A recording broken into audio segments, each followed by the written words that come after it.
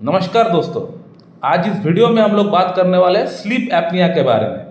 और sleep apnoea के ऊपर मैं केस भी दिखाऊंगा कि कैसे मैं मेरा पेशेंट को स्लीप एपनिया जैसी कंडीशन से बाहर निकाल रहा हूँ। निकल चुका है पेशेंट ऑलरेडी अपना ट्रीटमेंट से, कॉन्स्टिट्यूशनल ट्रीटमेंट से।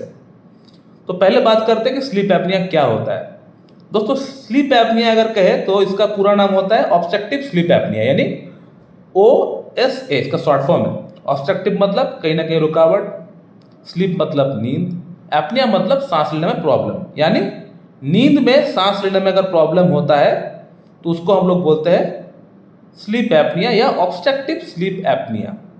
अब ऑब्स्ट्रक्शन हो रहा है तो कहाँ हो रहा है?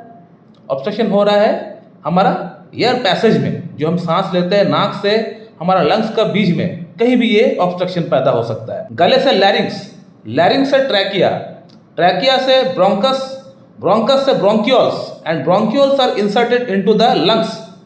तो ये जो मैंने एयर पैसेज का नाम बताया है, जो नाक से हमारा लंग्स तक होता है, यहाँ अगर कहीं भी अगर ऑब्स्ट्रक्शन अगर पैदा होता है तो हमें स्लीप एपनिया जैसी कंडीशन हमें देखने को मिल सकता है। अब बात करते हैं कि स्लीप एपनिया जैसी कंडीशन क्यों किसी के अंदर डेवलप होता है। तो बेसिकली इसको डेवलप होने के पीछे दो कारण है। नंबर 1, ओबेसिटी, मोटापा। जो लोग बहुत ज़्यादा मोटे होते हैं उन लोगों के अंदर ये डेवलप होता है। हम लोग सब जानते हैं कि हमारे बीच एक मशहूर संगीतकार हुआ करते थे, बप्पी लहरी, जो कि अब नहीं रहे। उनको भी स्लीप एपनिया ही हुआ था। स्लीप एपनिया के कारण से ही उनको जाना पड़ा। इसको छोड़कर alcohol consumption, cigarette consumption, cigarette, alcohol, ये और एक कारण है। लेकिन जो नंबर 1 जो हमने रीज़न बताया, ओबेसिटी, मोटापा, जो लोग बहुत ज़्यादा एक्सेसिव ओबेस है उन लोगों के अंदर ये कंडीशन बहुत ज़्यादा देखी गई है। और ये बहुत ही डेंजरस डिजीज़ है, लाइफ थ्रेटनिंग डिजीज़ है। बहुत लोगों की जानें जा चुकी है इससे। यदि आप भी ऐसा ही फील कर रहे हैं, जब भी आप सोने के लिए जाते हैं आप सफोकेशन फील करते हैं, सांस लेने में परेशानी फील करते हैं, चौंक के उठ जाते हैं, बैठ जाते हैं, ऐसा लगता है कि जान चली जाएगी, तो आप भी अलर्ट हो जाइए। ये स्लीप एपनिया है। आपको इसको लेकर अलर्ट होना चाहिए और अपना लाइफस्टाइल में पहले बदलाव लेके आना चाहिए। साथ ही साथ किसी एक अच्छी क्लासिकल होम्योपैथ के पास जाके कॉन्स्टिट्यूशनल ट्रीटमेंट आपको लेना पड़ेगा, तभी जाके ये प्रॉब्लम ठीक हो पाएगी पूरी तरह। अब मैं आप लोगों को एक केस दिखाऊंगा स्लीप एपनिया के ऊपर। एक पेशेंट है जिनका पिछले 2 महीने से मैं ट्रीटमेंट कर रहा हूं और इस पेशेंट को काफ़ी हद तक हमारे ट्रीटमेंट से, होम्योपैथिक ट्रीटमेंट से इम्प्रूवमेंट हो चुका है स्लीप एपनिया की भीतर। अब इनका एज है 48 ईयर्स। इनको और कोई शारीरिक समस्या नहीं है। इनका वजन काफ़ी ज़्यादा है, 94 किलो, और जॉब करते हैं, सिटिंग जॉब इनका है, बैठ के काम करने का जॉब है। तो फिजिकल एक्टिविटी नहीं हो पाता है, सेडेंटरी लाइफस्टाइल जीते हैं और थोड़ा सा नशा भी करते हैं, थोड़ा सा कभी कभार सिगरेट और अल्कोहल भी लेते हैं। लेकिन वेट इनका काफ़ी ज़्यादा है, 94, और इनको पिछले 1 साल से ये प्रॉब्लम हो रहा है।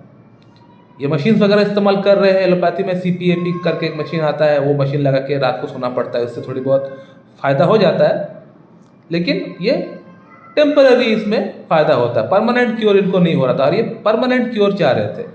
परमानेंट क्योर हम लोग कैसे दिला सकते हैं इस पेशेंट को? मैं आप लोगों को हमेशा बोलता हूँ कि होम्योपैथी में चाहे प्रॉब्लम कुछ भी हो, ट्रीटमेंट का जो प्रोसीड्योर है, जो प्रिंसिपल है, वो है एक ही आपका प्रोसेस है, वह है treat the patient not the disease. यानी रोगी को लेकर आप सोचो, रोग को लेकर नहीं। रोग को लेकर अगर आप किताब देखेंगे, थेरेपेटिक ट्रीटमेंट करेंगे, उसके अकॉर्डिंग जो मेडिसिन आती है वो मेडिसिन अगर आप देंगे तो फ़ायदा आपको नहीं मिलने वाला, पेशेंट क्योर नहीं होगा आपका। थोड़ी बहुत 19-20 फर्क हो सकता है, चांसेस बहुत कम है होने का। अगर हो भी जाए तो 19-20 का होगा, लेकिन परमानेंट क्योर नहीं होगा। परमानेंट क्योर करने के लिए आपको रोगी का इलाज करना पड़ेगा, रोग का नहीं। रोगी का इलाज करेंगे तो पेशेंट का अंदर जो जो समस्याएं हैं वो सभी समस्याएं एक एक करके चली जाएगी। तो इसी के लिए रोगी का वाइटल फोर्स को इम्प्रूव करना पड़ेगा, वाइटल फोर्स को बढ़ाना पड़ेगा, ताकि रोग खुद ब खुद, शरीर आपका खुद उसको बाहर निकाल सके। तो ये पेशेंट का अंदर जो सिम्टम्स थी वो बेसिकली मेडोराइनम की थी। मेडोराइनम हमने को क्यों प्रिस्क्राइब किया? पेशेंट का हाथ में, पैर में जलन हुआ करता है, बैड न्यूज से एग्रावेशन हुआ करता है, दुखद समाचार से इनका हाथ पैर कांपता है, थरथराता है। किसी का मौत हो गया तो उनको लगता है कि उनका भी मौत हो जाएगा, हाथ पर थरथराता है बिल्कुल, बैड न्यूज एग्रावेशन। स्वीट खाना पसंद है, मेडोराइनम में स्वीट खाना पसंद होता है। हॉट पेशेंट है, इनको गर्मी बर्दाश्त नहीं होता है, साथ ही साथ बॉडी में 3-4 वाट्स है, मस्से है। इसके अलावा पेशेंट का अंदर प्रोफ्यूज थर्स्ट पाया गया है, यानी पानी का प्यास बहुत ज़्यादा है, इनको रात को उठ उठ के पानी पीना पड़ता है। और फैमिली हिस्ट्री की बात करें तो इनका जो फादर है, इनको लंग्स कैंसर हुआ था और इनका एल्डर सिस्टर को अर्थराइटिस है। तो arthritis and cancer both comes under psychotic manifestation. तो और ये जो डिजीज़ है स्लीप एपनिया, ये भी साइकोटिक माजम के अंदर ही आता है। और हमने जो मेडिसिन का सिलेक्शन किया है Medorrhinum, it is one of the greatest anti psychotic medicine.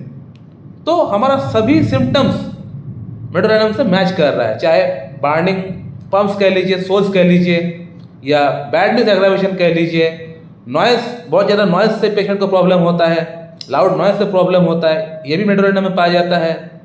Profuse thirst कह लीजिए, वाट्स कह लीजिए, साथ ही साथ पेशेंट हॉट है, और मेडोराइनम का जो पेशेंट होता है वो हॉट होता है, इनको गर्मी से परेशानी होता है। तो सभी सिम्टम्स मेडोराइनम से पूरी तरह मैच करते हुए दिख रहा है। And I have prescribed Medorrhinum 1 m 2 doses followed by PLRS 0/1-2 for the first 2 month। और आज 2 महीना हो चुका है इनका ट्रीटमेंट हमारे पास चलते हुए, इनको काफ़ी हद तक इम्प्रूवमेंट हो चुका है, काफ़ी हद तक।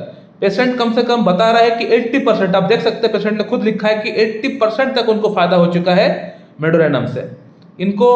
और बहुत ही कम समय, बहुत ही 1 या 2 बार या 3 बार इनको स्लीप एपनिया की समस्या थोड़ी बहुत हुआ है, लेकिन मोस्ट प्रोबेबली नहीं हुआ है। और इनको CPAP जो मशीन है, अब ये भी आहिस्ता आहिस्ता करके ये जो आदत है मशीन के बगैर नहीं रह पाते हैं, ये भी छूट रहा है, छूट चुका है। इनफैक्ट 1 month हो चुका है, छूट चुका है। अब हमारे मेडिसिन से काफ़ी हद तक स्वस्थ फील कर रहे हैं अपने आप को। अब मैं इनको मेडोराइनम 10 m का 2 डोज दूंगा followed by PLRS 0/3 and 4। Next 2 month में कितना और इम्प्रूवमेंट होता है ये मैं आप लोगों को जरूर दिखाऊंगा इस पेशेंट का फीडबैक से। So thank you very much and have a good day.